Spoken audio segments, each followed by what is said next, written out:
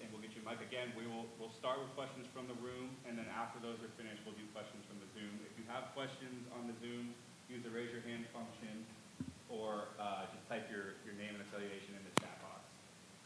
We'll let you get started. Austin, we'll start with you. Miles, just kind of take me through the last few weeks, what it's been like as you guys have kind of got healed up and then, started to focus more on Ohio State. What impresses you about what they do defensively?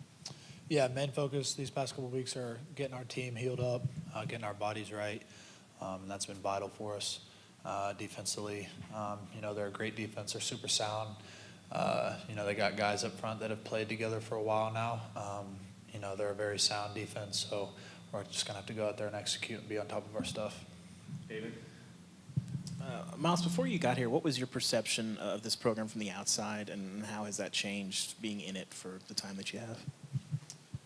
I knew that you guys had a passionate fan base. I didn't really know much about this program as far as the details of it. But now that I've been here, you guys are, very welcoming of new people, and Coach Hype has done a great job here in instilling a family feeling here, and it's been great.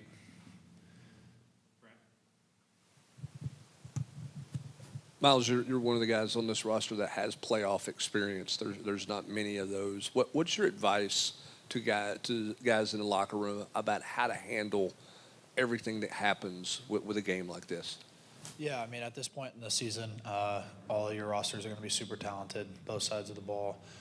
So it just comes down to which team is going to hone in on the details, the fundamentals, and the small things. And I know that sounds cliche, but that's truly what it comes down to at this point of the season, are the details and the small things, because all these teams are talented. They're the best of the best. So who's going to hone in on those small things that we need to do?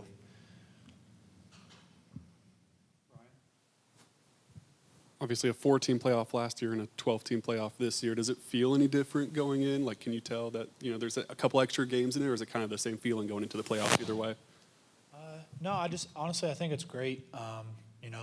With the 14 playoff, you still have a ton of teams that are very talented that don't get an opportunity to be in the playoffs. So, 12-team playoff, I think it's great for college football. I'm just blessed that we have the opportunity to do it.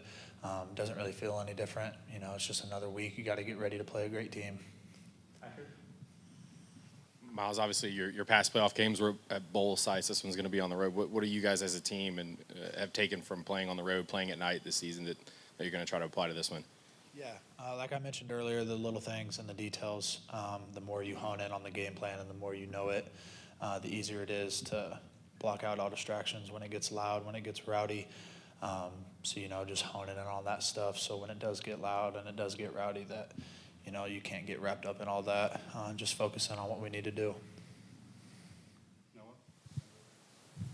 Miles, kind of going off that, obviously you guys would like to play at home, I'm sure, but, you mentioned you thought the 12-team playoff's good for college football. Do you like the idea of maybe going and playing in places that you normally wouldn't get to? Yeah, I think it's great. It's a change. I've never been to Columbus, Ohio, so I know I'm excited for it, and I know a lot of guys are.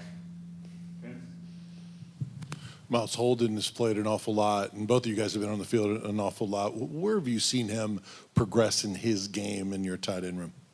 Yeah, Holden's stepped up for us a big time, definitely in the box, to where we can count on him and 12 personnel to be in there and do his job. So, yeah, just the box, he's done a great job.